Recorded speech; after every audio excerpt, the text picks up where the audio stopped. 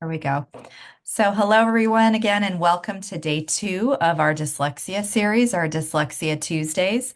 Today's today's module is on dyslexia and the brain. So, this module is going to show a lot about neurodiversity and also provides an explanation of the evolution of the brain. So, for many of you, we can't always open up our brains and look inside and wonder what's going on. Sadly, we can't do that. So, lots of research has been done with dyslexia and the brain. And thankfully, we've had some amazing researchers who have gone out and done some great work and have been able to provide imaging and things related to dyslexia and the brain. So, we're also going to talk today about emotions and cognition. And then really thinking about how we can regrow our brain neurons to support reading instruction and reading for our students who are identifying as a dyslexia student.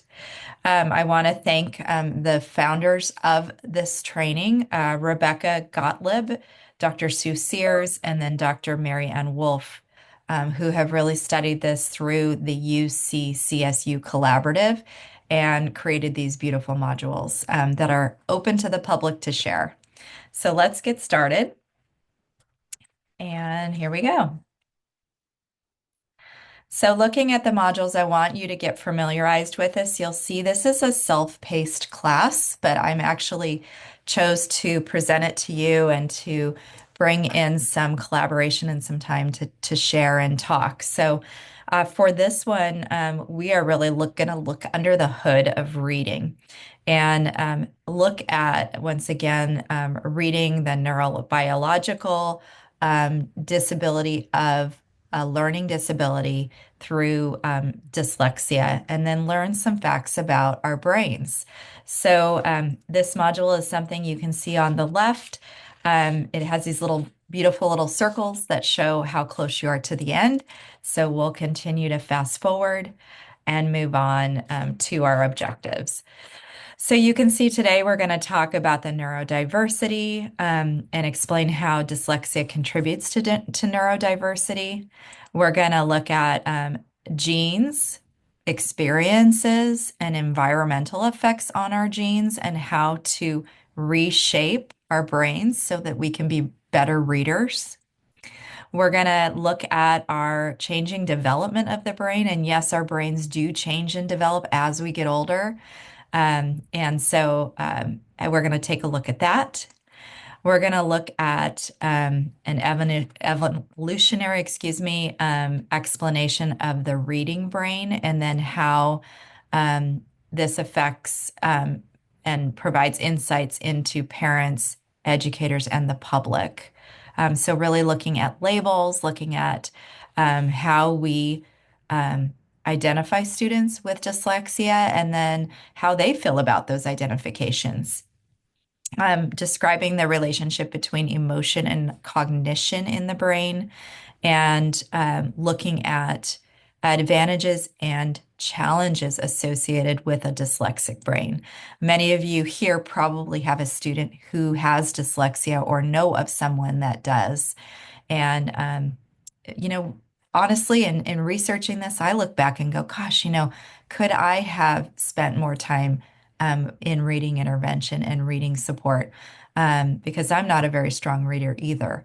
So I'm really thinking about those things, thinking about how we personally read and could we be reading more? And then evaluating the advantages and disadvantages to that label once again, thinking about services and self-esteem for students. So we will move on to these deep dive questions. You will see them throughout. Is there anything else that you would be curious about in this particular module that you would like to learn? If you don't mind adding it in the chat, that would be fantastic. And I will reflect on that in a few minutes. But while you're thinking, I will move on. Oh, thank you. So describing the relationship between emotion and cognition in the brain and the role of each in reading. Very good. That's a great thought. And we will go into that a little bit at a little bit of a deeper level, a little bit later in this training. So understanding neurodiversity. Neurodiversity clearly refers to the natural variability that exists across the brains of all people. So when we're thinking about um, our brains, we often think about how they look. We all know we all have the same parts of the brain, and we'll talk about those in a little bit. But we all have different brains. We all are different. We all have strengths. We all have weaknesses in various areas, strengths and weaknesses. And that's what makes us so unique and so special. So, really thinking about um, that nervous system in the brain. And that beautiful organ that we have that controls everything that we think and do. And so really thinking about how is that different amongst all of us? We all have different strengths and traits that cause our brains to be very unique. So thinking more about neurodiversity, you'll see and throughout we have all these little plus marks here. So thinking about neurodiverse does not describe an individual. We're talking about more than an individual. So thinking about neurodiversity, thinking about a collection of different units within a group, thinking about how each individual is unique, as I just mentioned. And then also thinking about a typical normal to average brain. So maybe having all of the same normal brains. Really, we're all different. So we don't have all the same brains. We can't open our heads up and look in and go, oh, yep, my brain is the same as yours, and the same as yours, and the same as yours. So, also thinking about brains being multifaceted. So, thinking about there's so many different dimensions. I may be very frontal lobe, very emotional, very strong in the frontal lobe. Others maybe have impeccable hearing or impeccable vision. Others may be a speed reader and an amazing reader. So we have very unusual brains, and that work and that study is still being developed. Um, so really keeping that in mind as we go through this, and that's why dyslexia and brain work is so fascinating. It's just so interesting. So looking at neurodiversity in the rise, excuse me, of our collective greatness. So thinking about how we think and the many talents and abilities that we all bring to the table. Thinking about, and this is a beautiful picture, we just had our Olympics recently, how so many people are so talented in a variety of different ways.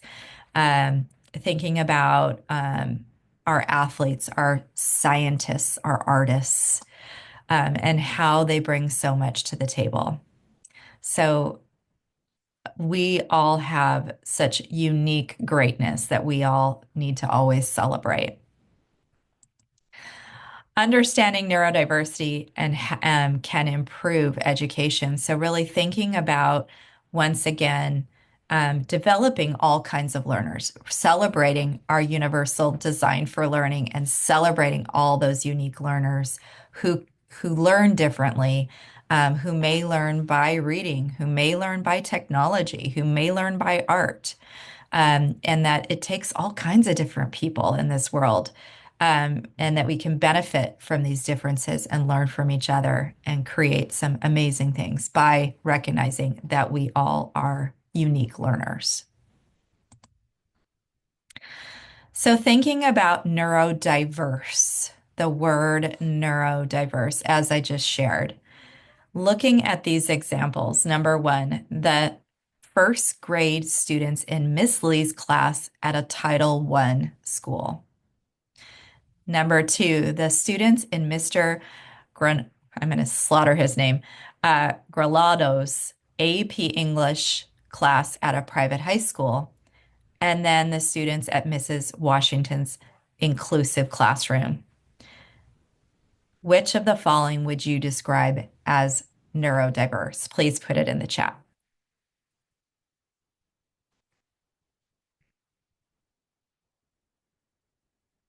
Okay, seeing all of them. So I'm going to click and make sure that we are right. And dun, dun, dun, you're correct. Great job, everybody. So yes, all of them. They are all neurodiverse in how special they are and what special learners they are. So you'll see throughout this module, there will be little quizzes here and there just to let you jog your memory. So looking ahead, we're going to look at how neurodiversity arises because of our differences in our genes, our experiences, and the impact of the environments that we live in and how that changes our genetic makeup. So we're going to take a look at those areas. Throughout, you will see there are a number of great readings here. This one is from the California Dyslexia Guidelines. Lots of good information referenced in that chapter 2 to take a look at where our wonderful authors pulled that information from. So I'll continue to highlight those extra readings if you want to continue on with the readings. So looking at our environment, we're really looking at people's experience learning to read is shaped by genes, environment, and environmental effects on our genes. So on the left, you will see here a bell curve. And so this is kind of the range of where students may be struggling with reading. So you can see here the prevalence and then the reading skill. So when we think about how genes influence our reading, we inherit our genes from our parents. And the likelihood of having reading challenges sometimes come from our parents. If our parents have difficulties with reading as well. So multiple genes contribute, obviously, to reading. And then really thinking about dyslexia as dimensional versus categorical.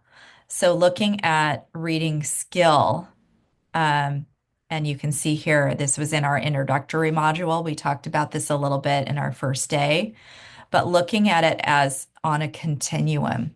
So thinking about dyslexia as something where we may have skill deficits in specific areas, but it does or does not necessarily determine a student as dyslexic. It might determine a student as presenting as someone who could have dyslexia. So in this way, we're looking at a lot of different things here related to other events that maybe happened in a student's life. Did they have measles or chickenpox? Or I'm sorry, excuse me, let me back up. It's different than measles or chickenpox, excuse me. But in which a student has or does not have dyslexia. So it's basically looking at reading in general, reading in general. So does it run in the families? Yes, it does. So thinking about the genetic likelihood that it could, if a parent has it, you may have it as well. They also talk about, you can see twins. Sometimes there is a family history of having it in one twin and maybe seeing it overlap in the other twin as well, especially identical twins. And then looking at it as, something where some parents, again, they understand that their own profile and abilities that they struggled growing up, so that they may also say, I understand that my child is going to have the same problem because I struggled as well. So really thinking about, once again, a range of different levels with dyslexia, and especially in heredity with genes. Environmental factors related to dyslexia, looking at a variety of things here. So thinking about exposure to language. So our emerging bilingual students, our students who are exposed at a young age to language, tend to end up reading, being stronger readers. So maybe our students didn't have written text growing up or have good phonics instruction. So these are all things that could contribute to some environmental factors related to dyslexia. Additionally, you will see here poverty, and then looking at um, the influence of reading as a dyslexia diagnosis. So maybe knowing that the student is struggling but doesn't have the correct interventions right away and having it fester for a long period of time, maybe into the later elementary years. So really, we want to think about catching our students young. In particular, those kindergarten through second grade students, really taking a look at them, supporting really early intervention and supports with moving forward through that intervention work. And then, of course, assessing and looking at those assessments to see how they're doing as we move through the years.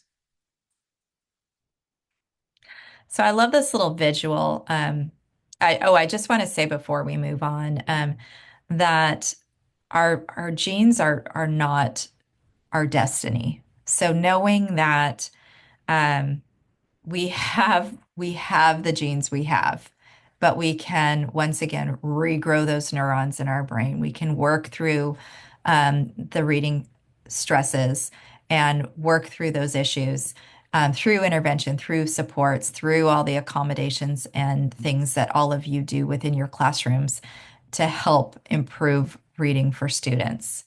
So, not to fear, even though maybe we genetically have something that we've inherited from our families, um, it's okay. We can work through that. This is a lovely little marker related to genes and the environmental influences. So I'm just going to share. You have these beautiful, yummy looking tomatoes. And we have this little recipe book for our genes here. So thinking about them, we're looking at, once again, the different things we can cook. What can we cook with all these things? How can we put our recipes together? How can we figure out those interventions to support our students who are struggling with reading? And so really looking at um, how can we bypass some of those environmental factors. Maybe we didn't identify them when they were young, but we're going to work with them until we can find some answers and figure out the best way to help our students who have reading issues. And then, of course, thinking about um, this other piece of the parts of our genes that are used that are the affected areas. What is the impact all of us to aging? How does our brain change as we age? And then the environmental factors of eating. Are we eating right? Are we making sure that we're not using substances? We're making sure that we are not stressed. We're taking care of ourselves. So looking at those environmental factors and how we take care of our brains so that we can be strong and able as we get older. So as I mentioned earlier, our genes are not our destiny. We just really want to look at those instructional supports. We want to look at how people with dyslexia learn and read. And then we want to really look at how we provide positive experiences in school for reading. So once again, check for understanding. Please join in with me here. This is a fun check for understanding. We're looking at some facts about Mo. So looking at which one of these facts decrease is the word, his likelihood of both struggling to read and feeling negative or negatively about school. So many of our students, yes, if they are struggling in reading, they go down a sad road of feeling negative about school. So let's take a look at this. Number one, remember the idea is which facts that decrease his likelihood. Okay, decrease his likelihood. No problem. Thank you for the comment. Mo's grandfather has always had the difficulty with reading and even dropped out of school because of it. Mo's dad graduated high school, but always found reading to be harder than his classmates. Okay, so that's number one. Number two, Mo's parents read him stories before bedtime every night. So was that a decrease in the likelihood of a struggling reader? Was number one or two a decrease in the likelihood of a struggling reader? Okay, let's pause on that. Number three, Mo had excellent teachers in elementary school who carefully taught phonics and the multiple components of language. Okay. And number four, Mo's favorite activities in school are drawing and soccer. His parents and teachers encourage his strengths in the arts and athletics. So, which ones, one, two, three, or four, decrease his likelihood of both struggling to read and feeling negatively about school? Please answer in the chat.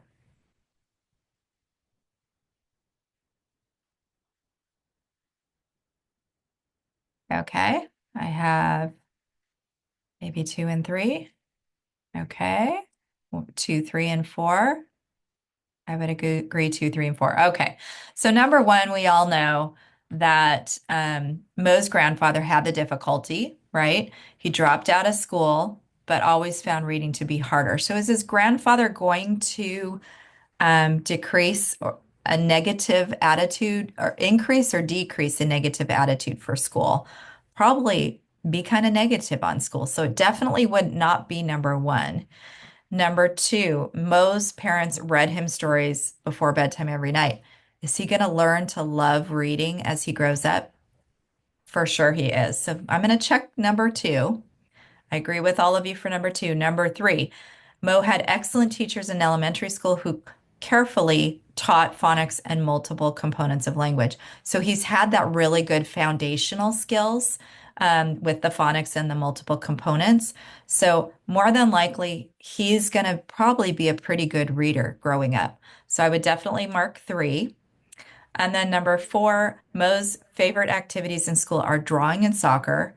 His parents and teachers encourage his strengths in arts and athletics. So once again, thinking about those athletics, those that stimulation of the brain, that stimulates a lot of other things in our brain besides just the athletic piece. So it definitely stimulates the reading as well. So I'm going to select that. So those of you that said two, three, and four, you were correct. Yay, good for you guys.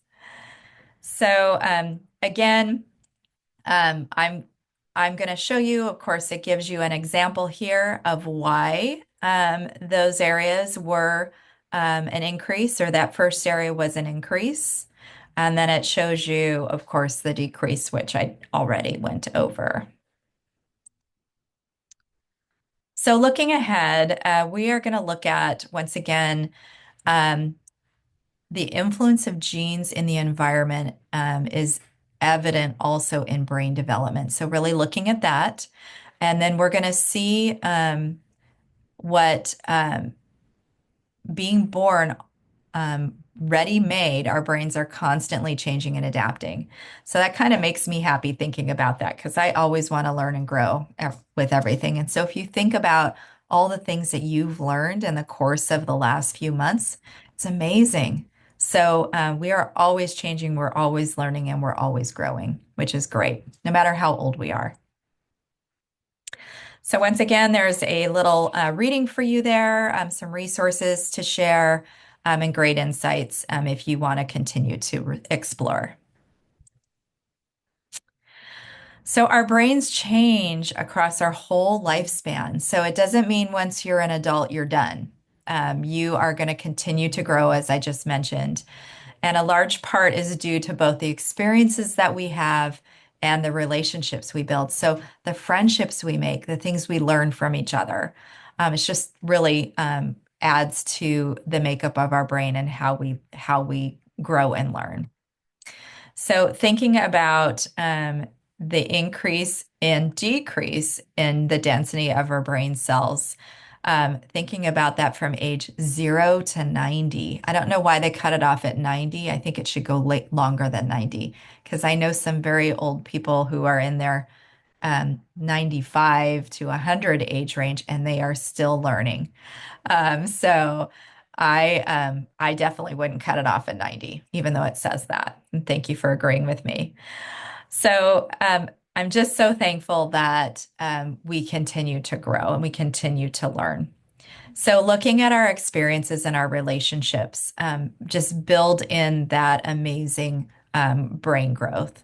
And then looking at what that means, we're thinking about, and this is a funny analogy, but watching a soap opera with a distinctive theme while the person is pregnant. There's been studies that show that infants can remember the music from that soap opera that they were exposed to in utero. Isn't that amazing? It's just so amazing to me. But so those experiences and those relationships are so vital, especially for our young ones who are learning to read. And so giving them that positive learning experience of reading is crucial, especially at the kindergarten through second grade level. So taking a look at our brain, you can see here we have a number of areas that are affected in our brains, and we all have these areas. So you can see our cognitive language and motor is clustered right around the middle part of our brain here. That's the probably the front area. Well, I can't dig deep down into my head, but right in that area. And then you can see we have a vision area here, and then a variety of other areas, which I'm going to share about in a minute. But we really want to think about the brain's ability to act as the reading develops over the many years. So, how does that change as we get older? How does that develop the malleability, the plasticity at times in development, and how that early literacy really aids in that support of reading? So, taking a look at our milestones, and I love this visual. We're really taking a look at, and it's actually kind of small and a little hard to read in some of the areas, but it starts, and I will share with you a little bit about this. It identifies the intervening for dyslexia on an early level and just shows how important it is. So at the tiniest area here, it talks about social smile and then reacts in touch in touching objects. And so you'll see the little cue card here, the key card. The language development is the green, and then the red is the cognitive ability, so the brain work there.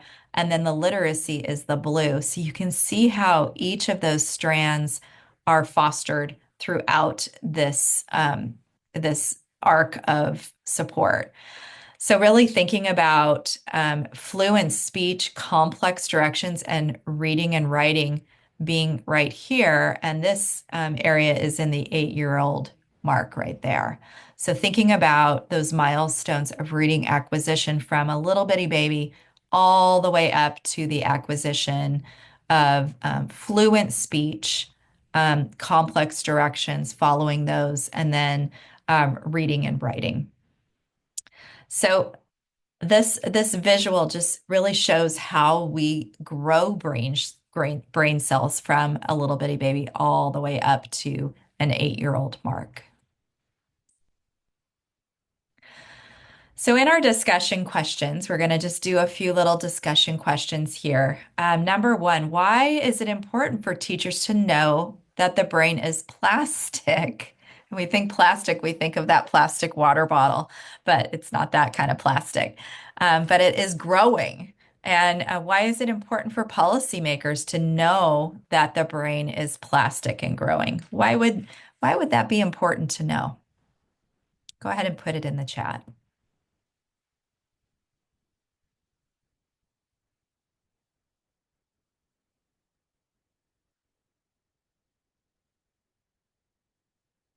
And maybe I lost you. So in Oh, thank you. Yeah, so the kid's skill can change. Absolutely. Yes. And definitely thinking about we're going to build on these skills, right? We're going to continue to look at where they are. We're going to assess where they are, and then we're going to really do some great intervention work. So thinking about once again that kindergarten through second grade, looking at our kiddos and saying, who needs support? Who are my kids that I'm watching? I'm going to give them early intervention.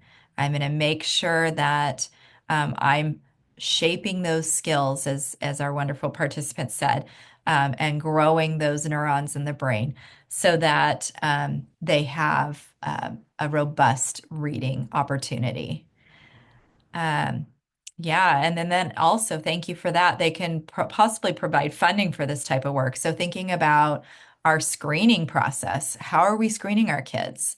How are we knowing who needs that early intervention instruction?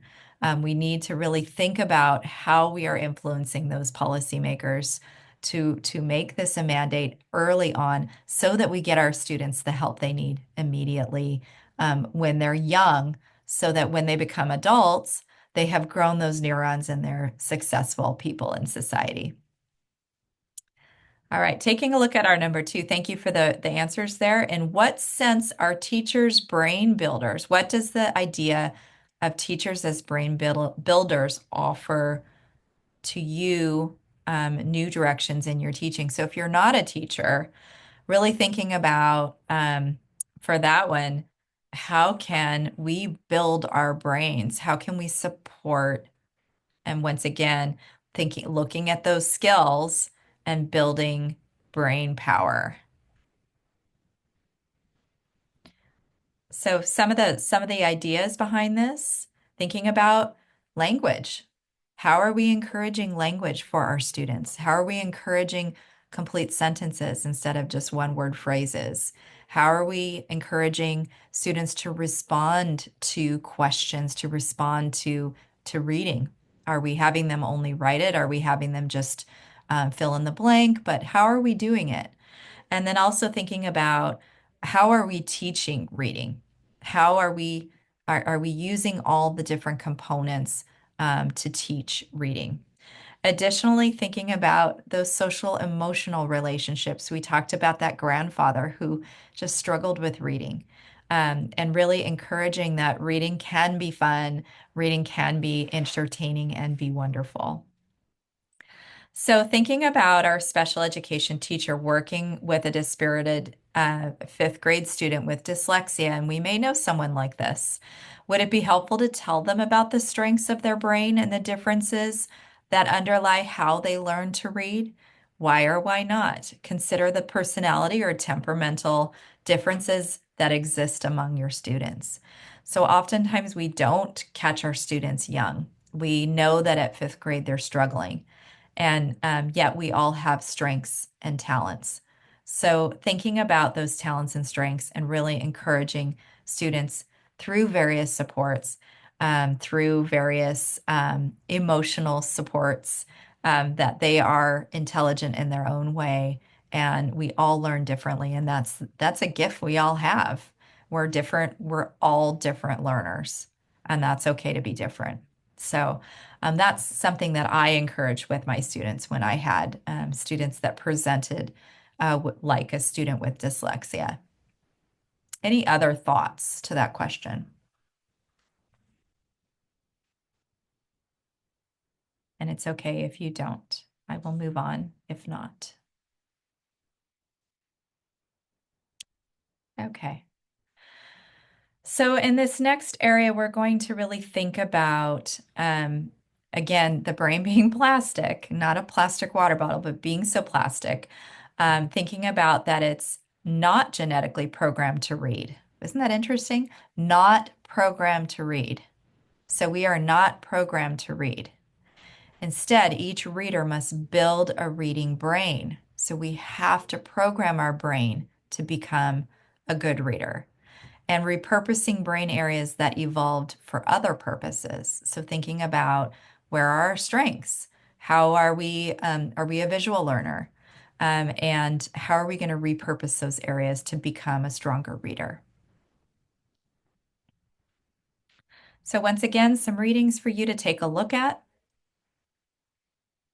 So the reading brain is built, not reborn. So thinking about evolution, and you have these little guys out in the background here. We were not designed to read. We were not designed to be readers. So in knowing that, we think back 200,000 years ago to these wonderful little people in the background. They had to figure out how to read and write. They had to figure it out. And then fast forward to now, humans have only been reading for about 6,000 years. Can you believe that? 6,000 years. And so when I read that, I went, wow, that's kind of crazy. So thinking about how reading has evolved over the years and our brain work has evolved over the years is really important to consider when we're teaching students to read. So furthering on, we have to build a reading brain. So we have to learn how to use oral skills and influential reading, reasoning skills to improve our instruction and our experiences. So we have the skills without the instruction. We just have to foster it. So thinking about that and how the brain works is just fascinating to me. And then we also think about reading, how it involves coordination across multiple levels. So looking at all these different levels and how they intertwine together is really important to consider. So we're looking at our different cortex areas, the frontal, parietal, occipital, and temporal cortex areas and then how each of them controls various parts of our reading and how we conduct ourselves with each other. And then we're looking at um, how we get our reading instruction. So we're really looking at the fact that our reading brain has so many parts, and each of them have to work together in order to learn and to grow. So thinking about cognition, language, and attention and how they all work together simultaneously. So once again, checking for understanding. Oh, I want to go back for 1 minute if you don't mind. I wonder if I can. Yes, I can. So looking back at our multiple levels of our brain, I want to just call out our levels. So our frontal lobe, which is the front part, really controls our personality, our decision making, our movement, and our smell, and then our speech abilities. So if you have ever been hit in the front, sometimes you'll cry, which is why it affects your personality. Sometimes you won't be able to smell or talk right away if you were hit front on. That's your frontal lobe. Your temporal lobe, the blue area right here, this controls our short-term memory, our speech, and our musical rhythm. So if you are not a dancer, maybe your frontal lobe is a little different than our dancers or than our athletes. Because many of our people that are great dancers or rhythm are coordinated may have a very strong frontal lobe. Our occipital lobe is the back part back here, which controls our vision. So our students who are visually impaired may have an impaired area of this occipital lobe. And then the parietal lobe, which is at the top, very top here. This helps people identify objects, spatial awareness, pain, touch, and then understanding of spoken language. So really thinking about that particular area as well. So if you get bonked on the head, maybe by a soccer ball, you might not be able to understand spoken language for a minute or so. But I just am fascinated by the different areas and what they do control in a person's body, just to give you that perspective. All right, now we're back to our little quiz. So taking a look, please indicate which of the following is false. So we're only indicating false here. And it says check all that apply. So there's more than one answer. I'll give you that clue. Number one, the neuronal recycling is the repurposing for a novel task of brain areas honed through the evolution for a different purpose. True or false? Okay, I know that's a hard one. It's a lot of language. Number two, okay, good, true, thank you. Reading is an inborn skill that naturally emerges in the first decade of life. Okay. Number three, remember we're identifying which ones are false.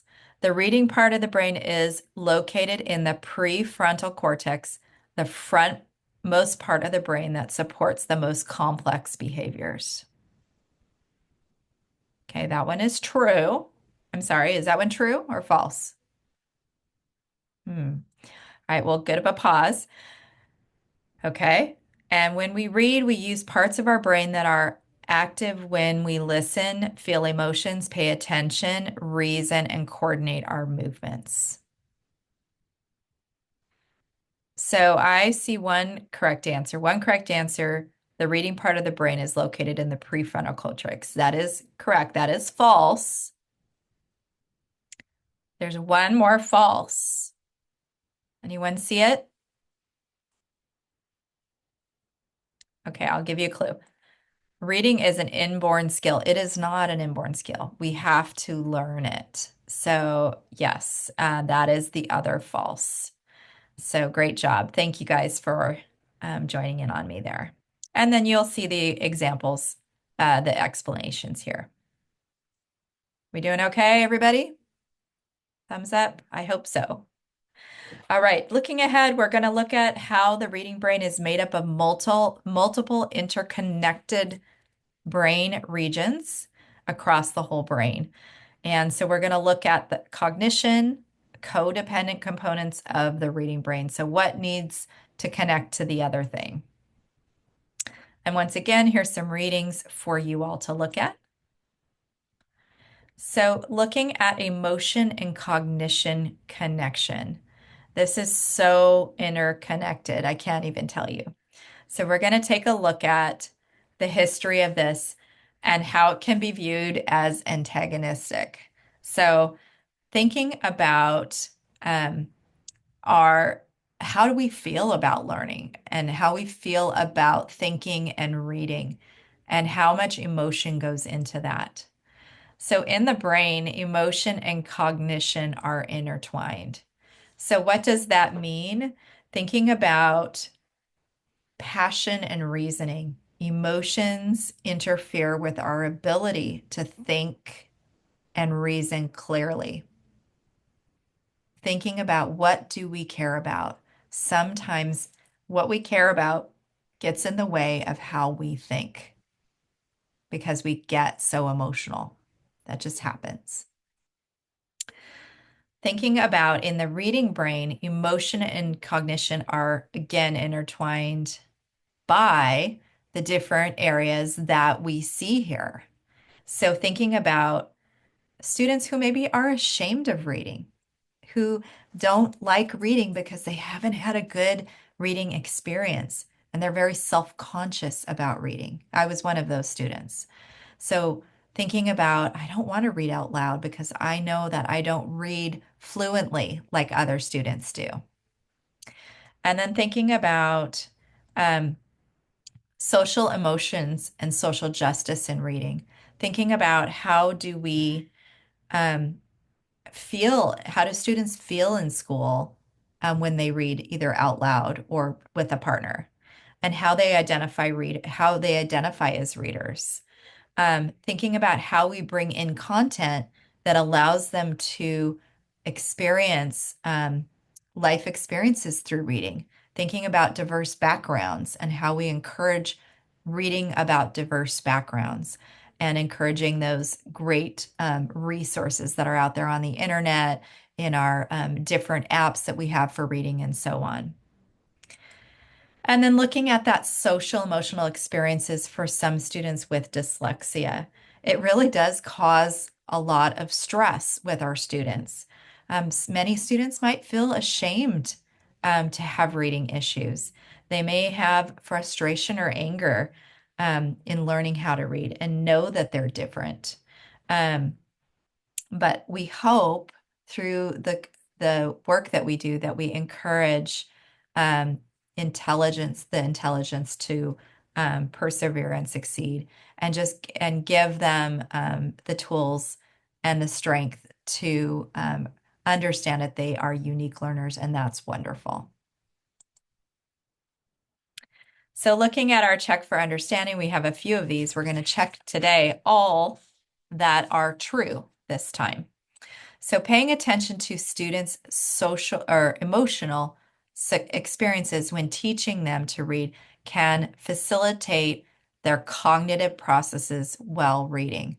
So if they're feeling emotionally secure with their experiences in learning to read, does that bolster their cognitive processes while reading? True or false?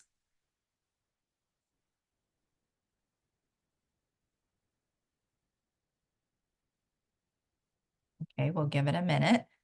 Emotional processing in the brain interferes with reading and cognitive processing. True or false? And number three, emotional processing in the brain is connected with reading and cognitive processing. So lots of tongue twisters on these. And I know they're hard, but I will give you the answers for now because I know we're getting tired. So the first one, paying attention to the students' emotional experiences when teaching them to read can facilitate cognitive processing while reading. That is true, yes. And then emotional processing in the brain is connected with reading and cognitive processing. It basically says the same thing as number one. All right, there we go. The middle one, emotional processing in the brain interferes with reading and cognitive processing. You will see it will talk about that. Actually, it didn't in that one. But emotional processing in the brain interferes with the reading and cognitive processing. It can to a degree, but the other two are better answers for this particular question. So the next lesson, looking ahead, we're going to look at the neural connectedness of emotion and cognition. And we're going to look at how people's brains are similar to one another. So a while back, I said they're different, but they do have similar components. And in the next lesson, we're going to look at how those differences in the brains of people are with people with dyslexia and people without dyslexia. So we all may have a little bit of form of dyslexia in some aspect. Here are some resources once again to take a look at, some great resources for you to peruse on your own. So looking at at the dyslexic brain, the differences in brains we're going to look at the differences in the brains of people with and without dyslexia. So there is some different profiles here. So thinking about our differences, we're going to take a look at how our strengths and our weaknesses are within reading and everything related to reading. So thinking about the neuro profile of dyslexia and how the range of cognitive abilities and linguistic backgrounds affects that dyslexia profile. So thinking about over activation and underactivation in reading, especially on the left side of the brain. And then the overactivation in regions on the right side when reading has been observed. So remember when you're looking at that brain, and I think they bring another picture back. Oh, they do in a minute. We're looking at the differences specifically in vision, spoken language, and then executive control and how we work those areas cognitively. So taking a look at this reading intervention changes in a dyslexia brain, and this just amazes me if you think about it.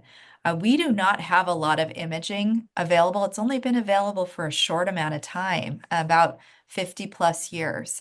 So to be able to see these spots and to see what the brain looks like in reality is just fascinating.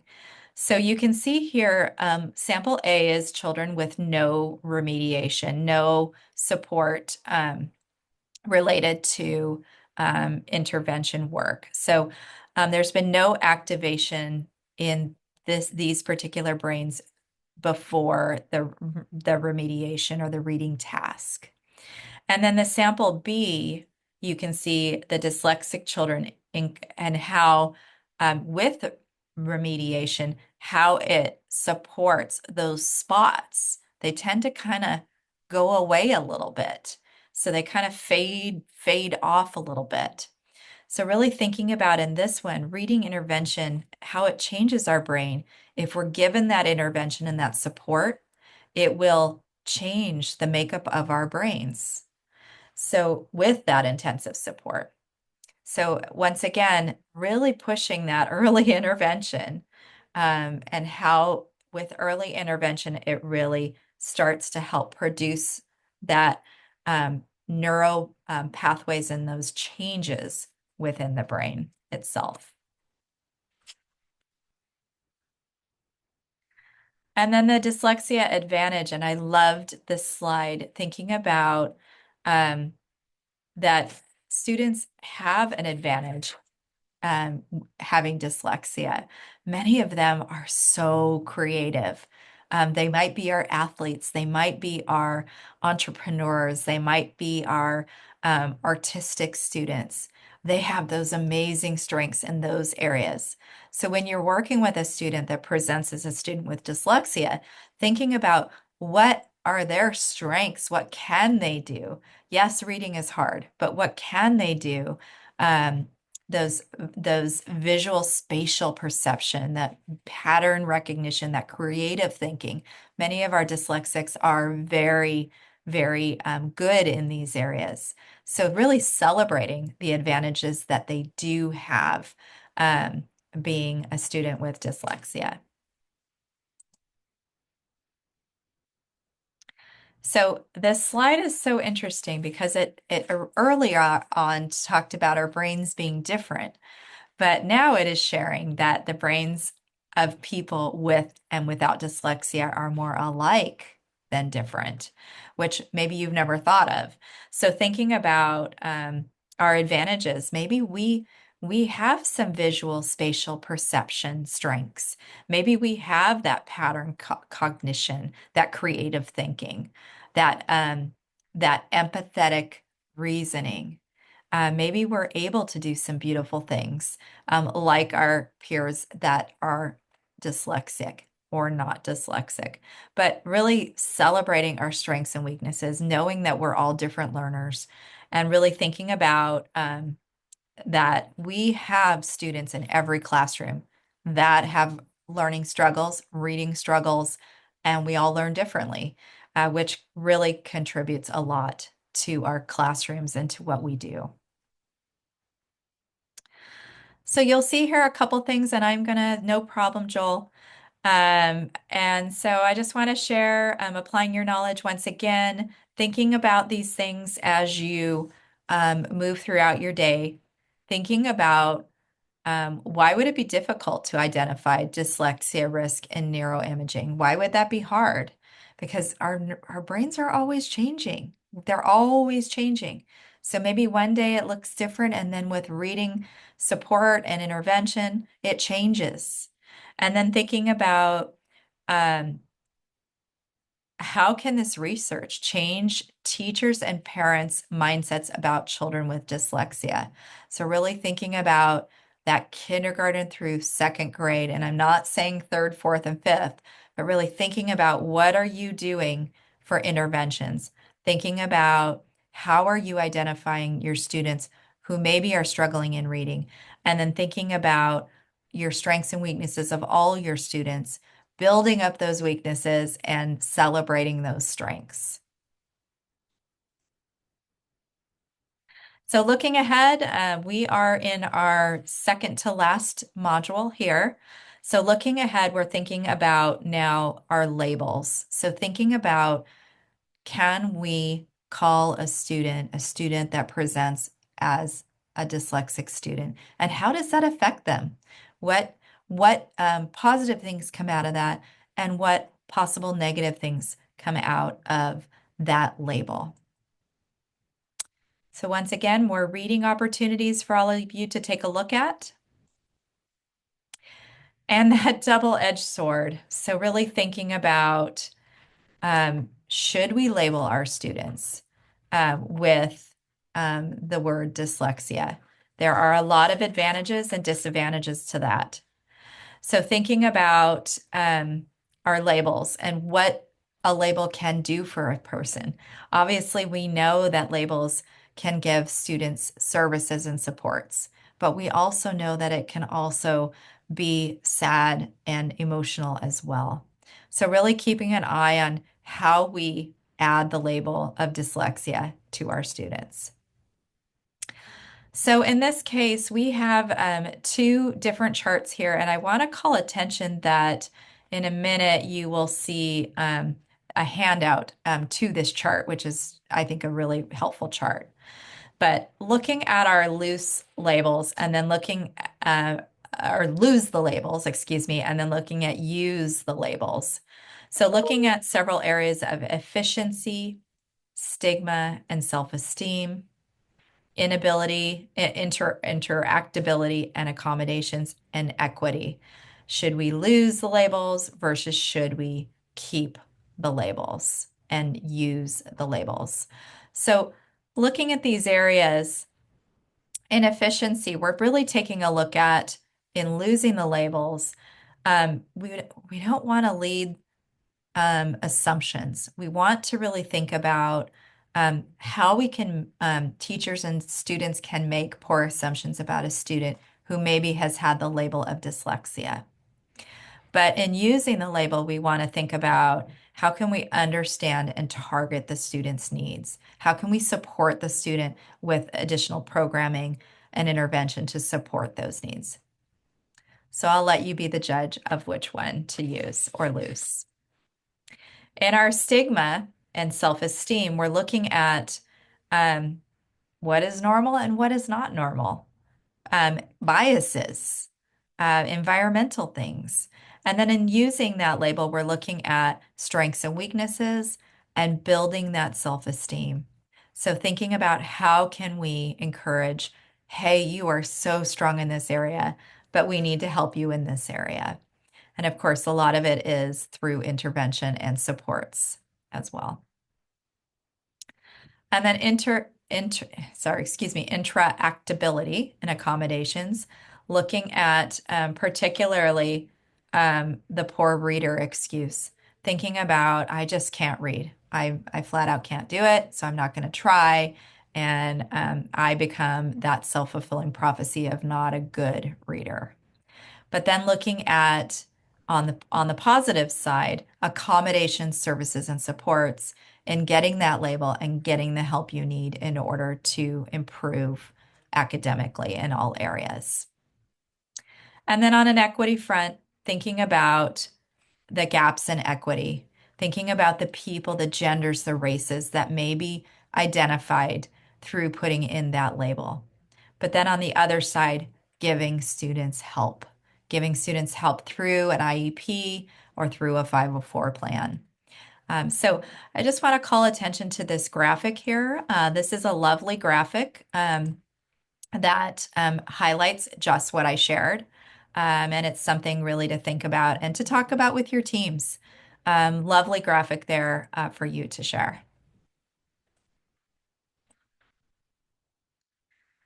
So I want to end with this wonderful video with this young lady sharing about nothing being wrong with being dyslexic. Very often with a disability, you don't feel normal. You're it goes back to that bullying. You're made to feel othered.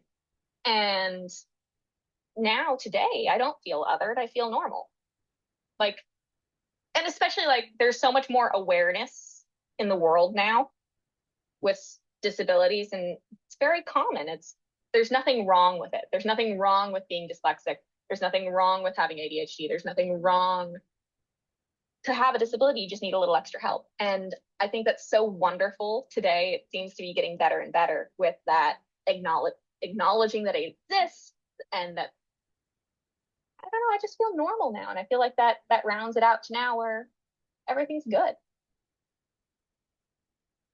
I love that. And I love the fact that she is celebrating the fact that she knows she has some issues, but she's going to work through them and it's okay. So really thinking about, once again, closing this chapter up, being careful about those labels, making sure that we really positively talk about them with our teams before we put a label on a child. And then thinking about the advantages and what those labels can bring to our educational system. So these discussion questions are things I just want you to think about. How do the ideas that we came up with, that we talked about in this module, um, how can you apply those to your work when you're assessing and identifying a student with dyslexia? And then how can students reap the benefits and minimize the possible harm of a label of dyslexia or a label of anything else for that matter? So thinking about that as we're talking with our families in that identification process of a disability and really sharing a lot about the label that we are presenting in that initial meeting. So our key takeaways today, and you will see many of them, but we have talked about neurodiversity. We've talked about genes and experiences with genes. We've talked about how the brain is always changing and always growing. And thankfully, things that we may need to exercise in our brains, we can still do until we're 95, I'm going to say. The interesting fact that the brain was never meant to read and that we had to develop those skills, and we continue to have to develop those skills. And then thinking about emotions and cognitions and how they're in cognition and how they're interwoven, that our emotion and how we feel about reading really affects how we read as well. And then how the brains of people with dyslexia are organized, that everything is intertwined, that it is a multifaceted system within our brain that helps us learn how to read. And then thinking about, once again, those labels and the advantages and possible disadvantages to labels as well. So thinking in closure that our brains are just amazingly powerful. Brain work has only really been around, in particular in imaging, for 50 years. Can you imagine? Probably a little bit more, but 50 years. And once again, as I shared earlier, we can't really open up our brains and look in and go, okay, I see what's going wrong here, and I'm going to fix that. So it's quite a mysterious organ and such a fascinating organ in our body. So really thinking about how can we foster those neurons to work and exercise and grow when we teach our students how to read.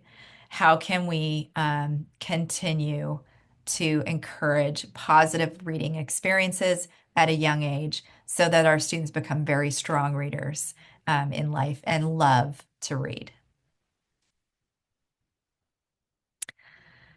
So before you go, thinking about some ideas that maybe you have in mind, that maybe you would have loved to have heard about, maybe reflecting on some of those ideas, on some of the work that you do.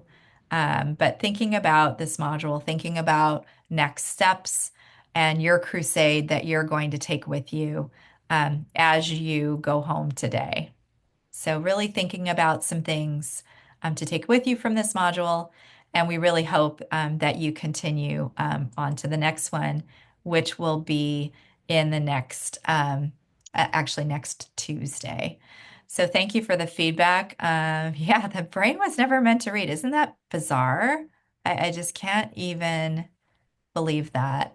And then the plasticity concept gives me hope that students are neurodivergent and can still catch up and learn to read. Yes, absolutely. We have many dyslexics walking through our world right now. Some of them have been successful artists, athletes, actors, famous people. And so, really knowing that there is hope for change in our brains. So, continue to foster that hope and continue to do the great work that you do. So, I'm going to pause our recording and stop our share.